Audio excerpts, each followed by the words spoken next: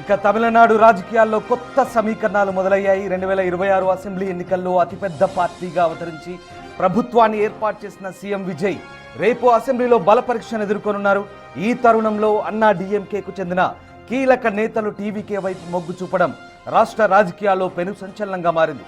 TVK ప్రభుత్వానికి మద్దతిచ్చే విషయంలో ప్రతిపక్షం అన్నా డీఎంకేలో చీలిక స్పష్టంగా కనిపిస్తోంది.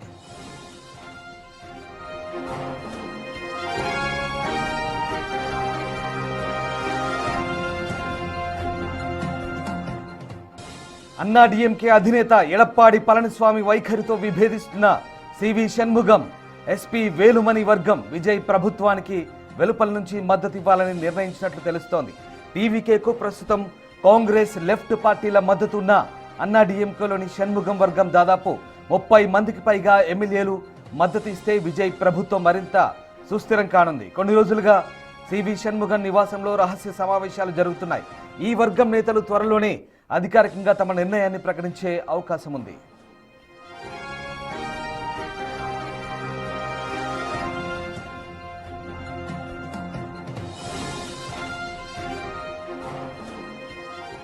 మరోవైపు అన్నా డీఎంకే శాసనసభాపక్ష నేతగా వేలుమణి వైపు మెజారిటీ ఎమ్మెల్యేలు మొగ్గు చూపుతున్నారు.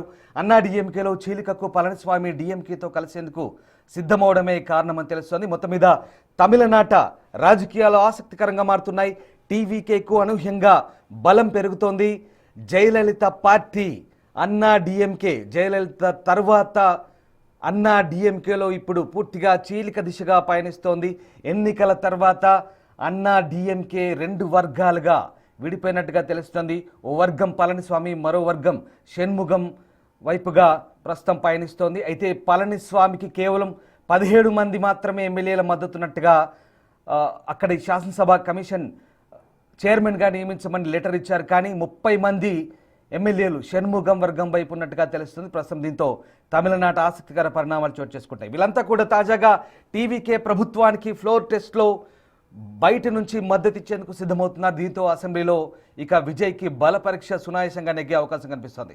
మా ప్రతినిధి ఉమాశంకర్ జైన్ అవుతున్నారు. ఉమాశంకర్, ప్రస్తుతం తమిళనాట రాజకీయాలు మరింత రక్తి కడుతున్నాయి. ముఖ్యంగా అన్నా డీఎంకేలో చీలిక వర్గం ఇప్పుడు పళనిస్వామితో విభేదించి షణ్ముగం వర్గం ఏకంగా టీవీకేకు బల పరీక్షలో బయట నుంచి మద్దతు చెప్పేందుకు సిద్ధమవుతున్నట్టుగా తెలుస్తోంది.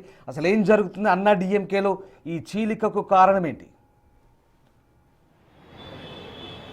రామ్దాస్, విజయ్ రాజకీయం ప్రారంభించినప్పటి నుంచి కూడా అటు ఎన్నికల వరకు, ఇప్పుడు ఏదైతే అధికారం చేపట్టేటువంటి వరకు కూడా అటు తమిళనాడులో మెజారిటీగా ఉన్నటువంటి కీలకంగా ఉన్నటువంటి 2 పార్టీలు అన్నా డీఎంకే, డీఎంకే మధ్య చాలా వరకు కూడా చీలికలు, ఆ రకమైనటువంటి స్పెక్యులేషన్స్ అయితే కనిపిస్తోంది. అంటే మొదటి నుంచి కూడా అన్నా డీఎంకేలో 2 వర్గాలుగా విడిపోయాయి. అన్నా డీఎంకే వైపు ఒక వర్గం పళనిస్వామిగా ఉంటే మరోవైపు షణ్ముగం, వేలు వర్గం. సో ఈ 2 వర్గాలు కూడా మొదటి నుంచి కూడా అటు ఒకరిపై ఒకరు మాటల యుద్ధం కొనసాగిస్తూనే ఉన్నారు. అటు క్యాంపు రాజకీయాలు చేసుకుంటూనే ఉన్నారు. ఒక వర్గం టీవీకే విజయ్కి సపోర్ట్ చేయాలని చెప్పి మద్దతు ప్రకటించడం, అదే రకంగానే దాన్ని కంట్రోల్ చేసే ప్రయత్నం అయితే పళనిస్వామి చేయడం. సో ఇవన్నీ రాజకీయ సమీకరణాల నేపథ్యంలోనే అటు టీవీకేకి మ్యాజిక్ ఫిగర్ సంబంధించినటువంటి కొన్ని సీట్లు అవసరమైనప్పుడు షణ్ముగం వర్గం కూడా టీవీకే విజయ్కి సపోర్ట్ చేయాలని నిర్ణయం తీసుకుంది. ఆ రకమైనటువంటి నిర్ణయం పళనిస్వామి కూడా చెప్పే ప్రయత్నం చేసింది. కాకపోతే పళనిస్వామి ఏమాత్రం దాన్ని యాక్సెప్ట్ చేయలేదు. బ్యాక్గ్రౌండ్లో బీజేపీ కూడా దీని వెనుకుంటే నడిపించింది. ఖచ్చితంగా విజయ్కి ఏ ఒక్క ఎమ్మెల్యే కూడా సపోర్ట్ చేయకూడదని చెప్పి కూడా జాగ్రత్తలు తీసుకున్నారు. ఎమ్మెల్యేలు చేరకుండా ఉండేందుకు అటు పాండిచ్చేరి నియర్లో ఉన్నటువంటి ఒక రిసార్ట్ కూడా తరలించి చాలా జాగ్రత్తలు తీసుకున్నారు. ఎప్పటికప్పుడు ఎమ్మెల్యేని మానిటరింగ్ చేస్తూ ఎమ్మెల్యేలు ఎక్కడ కూడా బయటికి రాకుండా జాగ్రత్తలు తీసుకుంటున్నటువంటి పరిస్థితి.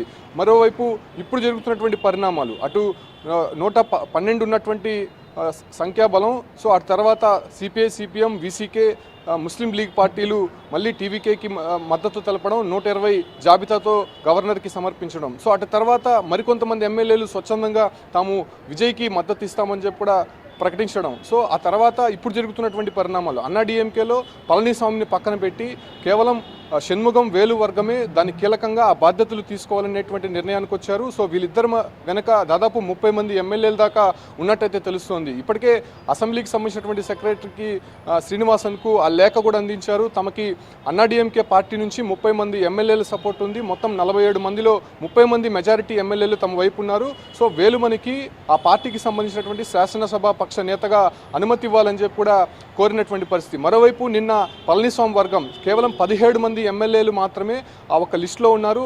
పళనిస్వామిని అటు అన్నాడీఎంకే నుంచి శాసనసభ పక్ష నేతగా ఎన్నుకోవాలని చెప్పి కూడా అటు లెటర్ ఇచ్చినటువంటి పరిస్థితి. సో ఈ రెండు వర్గాలు ప్రస్తుతం చీలిపోయినటువంటి నేపథ్యంలోనే 30 మంది ఎమ్మెల్యేలు టీవీకే వైపు చూస్తున్నారు. రేపు బలపరీక్షలో ఖచ్చితంగా 150కి పైగా విజయ్కి సంఖ్యాబలం ఉండేటువంటి అవకాశం అయితే కనిపిస్తోంది. హ్యాండ్ రైజ్ చేసేటువంటి సందర్భం అయితే అసెంబ్లీలో కనిపిస్తోంది. సో విజయ్ ఇప్పుడు చాలా కీ రోల్గా తమిళనాడులో వ్యవహరిస్తున్నటువంటి పరిస్థితి. అటు ప్రధానంగా ఉన్నటువంటి రెండు పార్టీలు కలిశాయనేటువంటి ఒక నిర్ణయంతోనే షణ్ముగం వర్గం బయటకు వచ్చినట్టయితే చెప్పుకొచ్చారు. కొద్దిసేపటి క్రితమే షణ్ముగం వేలు ఇద్దరు కూడా మీడియాతో మాట్లాడుతూ పళనిస్వామి స్టాలిన్కి టచ్లోకి వెళ్ళారు.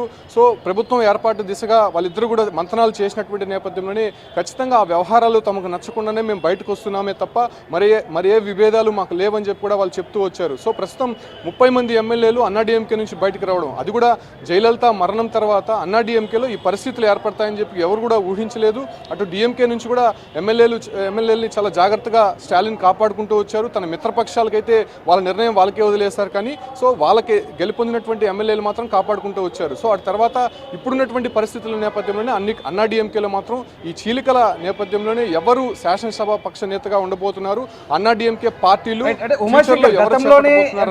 గతంలోనే ఎమ్మెల్యేలంతా కూడా పుదుచ్చేరిలో క్యాంపు రాజకీయాలు పెట్టినప్పుడు అన్నాడీఎంకే పూర్తిగా చీలిపోయి 2/3 అంటే 2/3 ఇక్కడ వాళ్ళంతా విడిపోయి ఏకంగా విజయ్ పార్టీలో మెర్జ్ అయ్యేందుకు కూడా రెడీ అయ్యారంటూ కూడా వార్తలు వచ్చాయి. తాజాగా మరి కేవలం వెలుపల నుంచే మద్దతు ఇవ్వబోతున్నారా బలపరీక్షకు సంబంధించి, లేదా ఇక్కడ కేవలం ఎడప్పాడిని పక్కన పెట్టి వేలుమణిని హైలైట్ చేసే దిశగా కేవలం అసెంబ్లీ ఫ్లోర్ లీడర్గా ఎంపిక చేయమంటూ స్పీకర్ను కోరే అవకాశం ఉందా? ఇక్కడ ఎలాంటి పరిణామాలు ఉండబోతున్నాయి? అంటే ఏదైతే టీవీకే విజయ్కి ఎమ్మెల్యేల సంఖ్యాబలం తక్కువ ఉంది మ్యాజిక్ ఫిగర్ కన్నప్పుడు పళనిస్వామిని షణ్ముగం వర్గం కోరింది ఖచ్చితంగా విజయ్కి సపోర్ట్ చేద్దామనే విషయాలు కూడా చెప్పసాగింది. సో అప్పుడు ఆ పళనిస్వామి ఒప్పుకోకపోవడం, ఆ తర్వాత నుంచి వీళ్ళు అంతర్గతంగా కొన్ని విభేదాలు అయితే ఏర్పడుతున్నాయి. పళనిస్వామి అందరూ ఎమ్మెల్యేలతో కూడా ఈ పరిణామాల నేపథ్యంలోనే ఒక సమావేశం ఏర్పాటు చేసుకున్నారు. ఆ సమావేశంలో దాదాపు మెజారిటీ ఎమ్మెల్యేలు రావట్లేదనేటువంటి విషయం తెలుసుకుంటూనే ఆ సమావేశాన్ని కూడా రద్దు చేసుకున్నారు.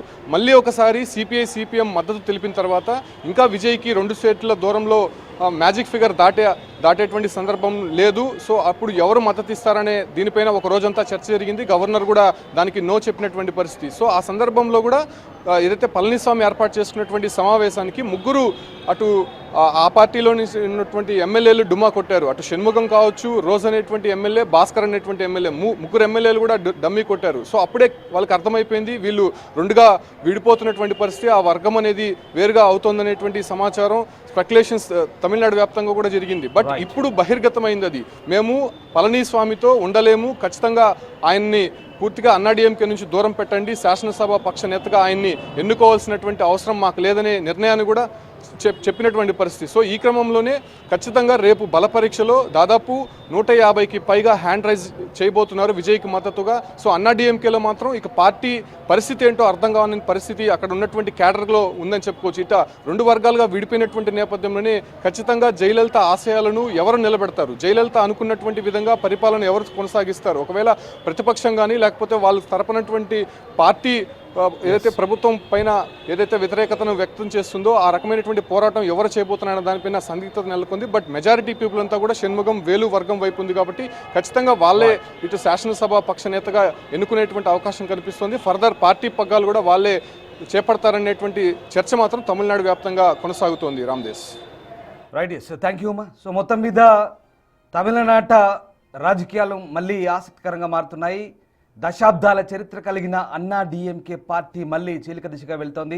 ఎడప్పాడి పళనిస్వామిని పక్కకు తప్పించి షణ్ముగం అలాగే వేలుమణి ఇద్దరు వేరు కుంపటిగా మారుతున్న పరిస్థితి కనబడుతోంది. తనను శాసనసభాపక్ష నేతగా గుర్తించమంటూ వేలుమణి ఇవాళ అసెంబ్లీ కార్యదర్శిని కలిసే అవకాశం అయితే కనిపిస్తుంది. సో మొత్తం మీద వీళ్ళు తాజాగా టీవీకే పార్టీకి ఫ్లోర్లో మద్దతు తెలిపే అవకాశం అయితే కనిపిస్తోంది. సో దీంతో అన్నా డిఎంకే పార్టీలో చీలిక స్పష్టంగా కనిపిస్తోంది.